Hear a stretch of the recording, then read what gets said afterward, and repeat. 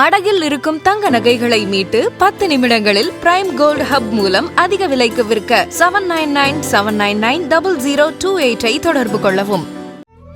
தமிழர்களின் number 1 choice Tamil matrimony.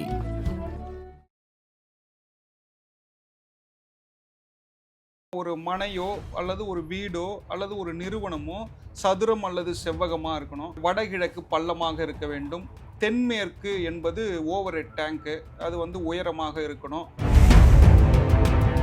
மலை எந்த பக்கம் வரலாம்? மலையானது தெற்கு நடுப்பகுதியும் மேற்கு நடுப்பகுதியும் அல்லது தென்மேற்கு மூலையில் மலை வந்தால் சால சிறந்தது. இப்போ தென்மேற்குல எனக்கு மலை சார் அப்படின்னா ராகு, அப்போது பணம் விளையாடுமா? தவறா எனக்கு தென்கிழக்கில் ஏரி குளங்கள் வந்துருச்சு சார் அப்படின்னா அந்த வீட்டில் ஏதோ ஒரு கேன்சர் சம்மந்தப்பட்ட விஷயங்கள் உள்ளே வரப்போகுதுன்னு அர்த்தம். ஆரோக்கியமான வாழ்க்கை வாழணும் அப்படின்னா வெஜ்ஜு தான் சாப்பிடணும், நான்வெஜ் சாப்பிடக்கூடாது, அந்த மாதிரி ஏதாவது இருக்கா? ஒரு வீட்டில் செல்வ செழிப்பாக இருக்கணும் அப்படின்னா நான்வெஜ்ஜு அவாய்ட் பண்ணுறது சால சிறந்தது. சால கிராமம் என்பது கண்டகி ரிவரில் நேபாளில் கிடைக்கக்கூடிய ஒரு கருப்பான ஒரு கல்லுமா. 108 திவ்ய தேச பெருமாள், ஒரு பெருமாள் நம்ம வீட்டில் இருப்பதாக ஐதீகம்.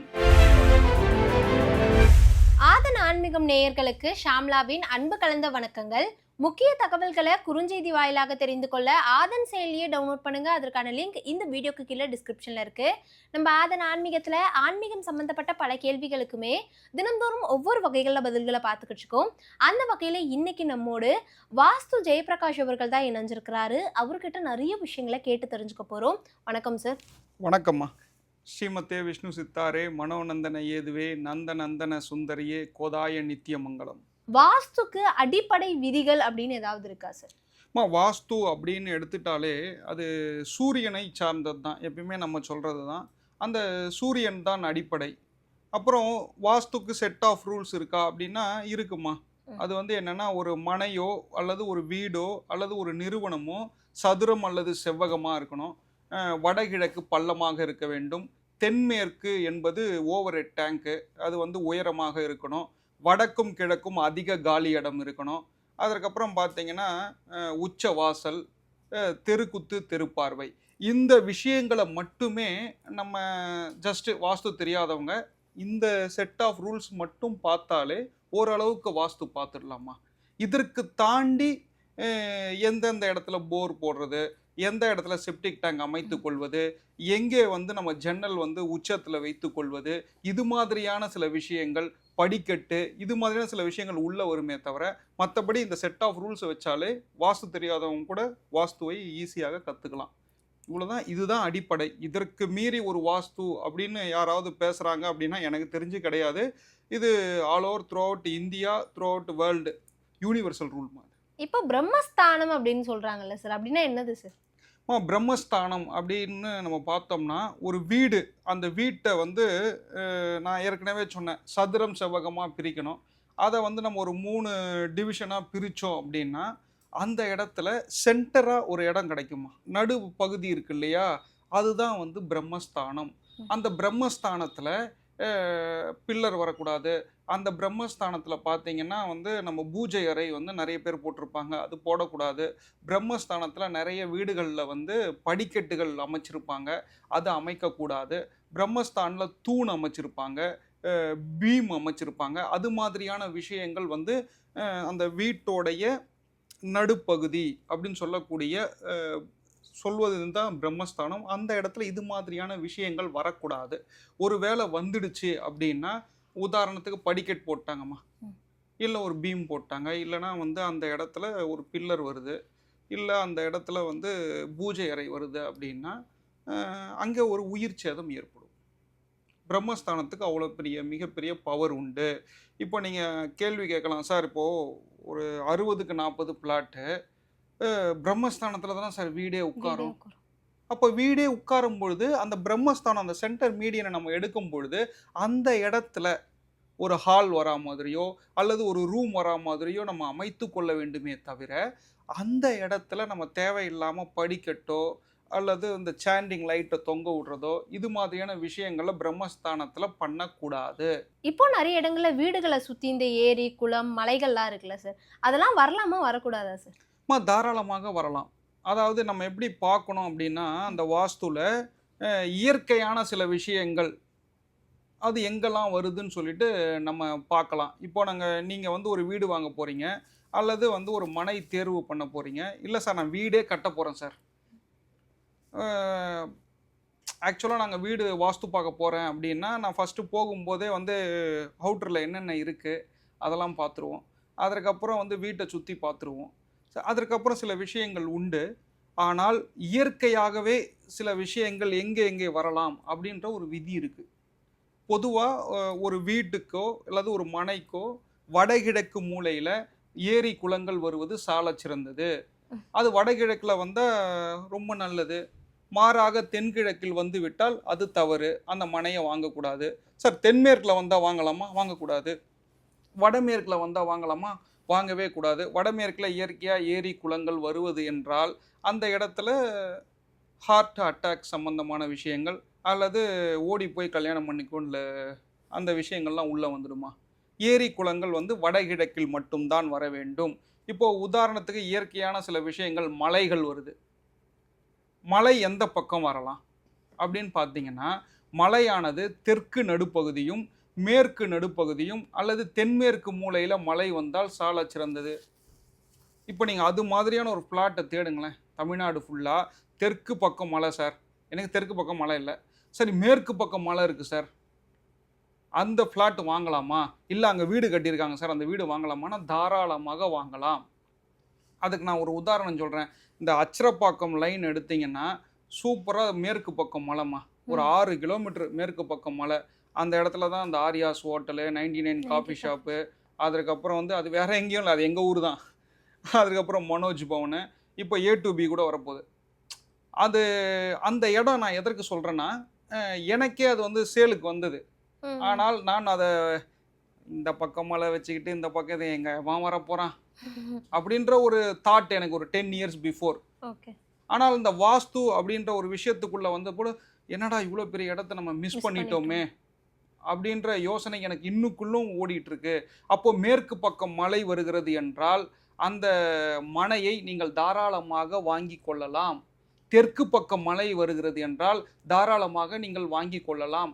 தென்மேற்கு மூலையில் மழை வருது சார்னா தாராளமாக வாங்கிக்கலாம். உங்களை அடுத்த கட்டம் கொண்டு போயிடும். இப்போ தென்மேற்கில் எனக்கு மழை சார் அப்படின்னா ராகு, அப்போது பணம் வந்து விளையாடுமா? இது மாதிரியான விஷயங்கள், இயற்கையான விஷயங்கள் நமக்கு பொதுவாக ஒரு நல்லபடியாகவே அமைஞ்சிடுச்சு அப்படின்னா நம்ம லைஃப்பை கடவுள் சூப்பராக பெஸ்ட்டாக ஆக்க போகிறாருன்னு அர்த்தம். சார் இப்போ தவறாக எனக்கு தென்கிழக்கில் ஏரி குளங்கள் வந்துடுச்சு சார் அப்படின்னா அந்த வீட்டில் ஏதோ ஒரு கேன்சர் சம்மந்தப்பட்ட விஷயங்கள் உள்ளே வரப்போகுதுன்னு அர்த்தம். அப்போ நம்ம அந்த வீட்டை மாற்றிக்கணும், இல்லை அந்த மனையை வாங்கக்கூடாது. இல்லை அதே மலை தெற்கு பக்கம் வராமல் கிழக்கு பக்கம் வந்துருச்சுன்னு வச்சுங்க, நம்ம எவ்வளோ உழைச்சாலும் அந்த உழைப்புக்கேற்ற ஊதியம் கிடைக்காது. இப்போ வடகிழக்கு மலை வந்துடுச்சு அப்படின்னா பொதுவாக இந்த திருக்கழிக்குன்றம் சைடெல்லாம் போய் பார்த்தீங்கன்னா வடகிழக்கு மலை. அப்போது அங்கே இருக்கக்கூடிய ஆண்கள்லாம் எப்படி இருப்பாங்கன்னா, ஒன்று வெளியூர் போயிடுவாங்க, அப்படி இல்லைன்னா வெட்டியாக தான் இருப்பாங்க. இந்த ஊர் நியாயம் வெட்டி நியாயம் பேசிக்கிட்டு சும்மா ஜாலியாக சுற்றிக்கிட்டு சம்பாதிக்காமல் இப்படி தான் இருப்பாங்க. இது நான் அந்த திருக்கழிக்குன்றம் மட்டும் சொல்லலை, எங்கெல்லாம் வடகிழக்கு மலை வருகிறதோ அங்கெல்லாம் ஆண்மகன் வந்து வெட்டியாக இருப்பாங்கம்மா. அப்போது அந்த இடத்துல பெண்கள் வந்து வேலைக்கு போவாங்க. அப்போ அங்கே தென்கிழக்கு ஸ்ட்ராங் ஆகிடும், அது பெண்கள் ராஜ்யமாக இருக்கும் அந்த வீடுலாம் அப்படின்றத நம்ம புரிஞ்சு கொள்ள வேண்டும். இயற்கையான சில விஷயங்கள் இதெல்லாம் நடக்குமா? இப்போது இயற்கையாகவே வந்து இப்போ நல்லா இருப்பாங்க ஒரு வீடு கிராமத்தில், திடீர்னு வந்து அவங்களுக்கு டிராஸ்டிக் சேஞ்ச் இருக்கும், உடனே தெருவுக்கு வந்துடுவாங்க. அல்லது வந்து ஒரு 30-40 லட்சம் ரூபாய் டக்குன்னு அவங்களுக்கு வந்து செலவாயிடும். இது ஏன் நடக்குது அப்படின்னு பார்த்தீங்கன்னா, அந்த இடத்துல அந்த மூலையில் தென்மேற்கு மூலையில் ஒரு போர் ஒன்று போடுவாங்க. போர் போடுவாங்கன்னா அவங்க போட மாட்டாங்க, இயற்கையாகவே வந்து கவர்மெண்ட்டில் வந்து அந்த ஒரு போரை போட்டு விட்டு போயிடுவான். தென்மேற்கு மூலையில் ஒரு பள்ளம் வந்துருச்சு, அப்போது வந்து குடும்பத்தில் தேவையில்லாத செலவுகள், அப்போ கணவன் மனைவி உறவு பாதிக்கும். இதெல்லாம் கருத்தில் கொண்டு நாம் ஒரு வீடோ ஒரு மனையோ வாங்குகிறோம் அப்படின்னா சுற்றுச்சூழலையும் பார்த்து தான் நாம் வாங்க வேண்டும். அப்போ ஒரு கிராமத்தில் போய் ஒரு இயற்கையாக நம்ம ஒரு வீடு வாங்குகிறோம், ஒரு இடம் வாங்குகிறோன்னா வடகிழக்கில் கம்மாய் இருக்கா, வடகிழக்கில் ஏரி குளம் இருக்கா, அதெல்லாம் பார்க்கணும். அப்போ ஓவர் ஹெட் வாட்டர் டேங்க் வந்து எல்லா ஊர்லேயும் போட்டிருப்பாங்க. அது தென்மேற்கில் வந்தால் நல்லது. மழை வந்து தெற்கு நடுப்பகுதியும் மேற்கு நடுப்பகுதியும் வந்தால் சிறப்புமா, வேற இடத்துல வரக்கூடாது. இப்போ வாஸ்துல ஆரோக்கியமான வாழ்க்கை வாழணும் அப்படின்னா வெஜ்ஜு தான் சாப்பிடணும், நான்வெஜ் சாப்பிடக்கூடாது, அந்த மாதிரி ஏதாவது இருக்கா சார்? நல்ல கேள்விமா.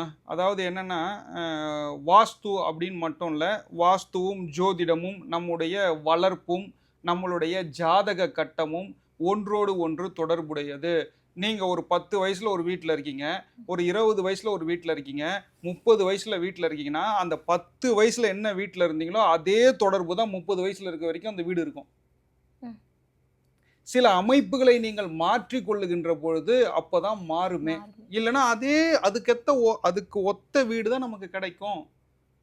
அப்போ ஆரோக்கியம் அப்படின்னு வரும்பொழுது அது வாஸ்துவாக இருந்தாலும் ஜோதிடமாக இருந்தாலும் என்னை பொறுத்த வரைக்கும் வெஜிடேரியன் இஸ் ப்ரிஃபர்ட்மா.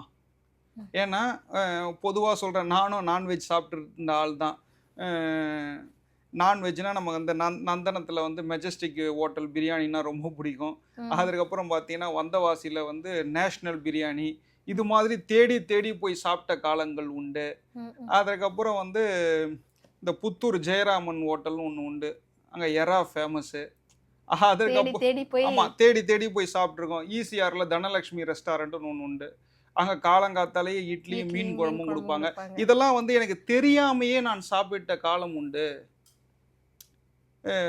நான்வெஜ்ஜு. அதுக்கப்புறம் வந்து நான்வெஜ் சாப்பிட்டா என்ன பிரச்சனைகள் வருகின்றது இயற்கையா அப்படின்னு பார்த்தீங்கன்னா மூர்க்க குணம் வருது, அதெல்லாம் வந்து எல்லாருமே சொல்லலாமா? ஒரு வீட்டில் செல்வ செழிப்பாக இருக்கணும், அடுத்த கட்டம் போகணும், ஜெயிக்கணும் அப்படின்னா நான்வெஜ்ஜு அவாய்ட் பண்ணுறது சால சிறந்தது. ஒரு உதாரணம் சொல்கிறேன், 24 மணி நேரமும் இன்றைக்கு பிரியாணி கிடைக்கிறது. நம்ம சாப்பிட்றது எல்லாமே சிக்கனா மட்டனா என்பது நான் உங்களுடைய சாய்ஸுக்கே விட்டுடுறேன். இதை ஏன் சொல்கிறேன் அப்படின்னா, வெஜிடேரியன் ஏன் ப்ரிஃபர் பண்ணணும் அப்படின்னா, இப்போ உதாரணத்துக்கு நம்ம வீட்டில் சால கிராம வழிபாடு பண்ணுறோன்னு வச்சுக்குங்க. சால கிராமம் என்பது 108 திவ்யதேச பெருமாளில் ஒரு பெருமாள் நம்ம வீட்டில் இருப்பதாக ஐதீகம். அப்போ சால கிராமம் யாரெல்லாம் வீட்டில் வச்சுருக்கீங்களோ, சால கிராமம் என்பது கண்டகி ரிவரில் நேபாளில் கிடைக்கக்கூடிய ஒரு கருப்பான ஒரு கல்லுமா. அது வந்து பெருமாளை தான் நம்ம கல்லுன்றோம். 108 திவ்யதேச பெருமாள் ஒரு பெருமாள் நம்ம வீட்டில் இருப்பதாக ஐதீகம். அந்த சால கிராமம் நம்ம வீட்டில் இருந்தால் அப்போது நம்ம வந்து நான்வெஜ் தொடவே கூடாது. அப்போ நான்வெஜ் தொடாமல் நம்ம வந்து வாழ்க்கையை லீட் பண்ண ஆரம்பிக்கிறோம் அப்படின்னா நாம் வந்து அடுத்த கட்டம் போயிடுவோம், நமக்கு உயர்வு நிச்சயம். இதனால தான் நான் சொல்கிறேன், வெஜிடேரியன் வந்து ப்ரிஃபர் பண்ணுங்கள். நான்வெஜ் வந்து அவாய்ட் பண்ண முடியாது அப்படின்னா கொஞ்சம் கொஞ்சமாக அவாய்ட் பண்ணிவிடுங்க. நானும் அப்படி தான் கொஞ்சம் கொஞ்சமாக அவாய்ட் பண்ணி இன்றைக்கி முழுசாக நான்வெஜ்ஜை விட்டுருக்கேம்மா.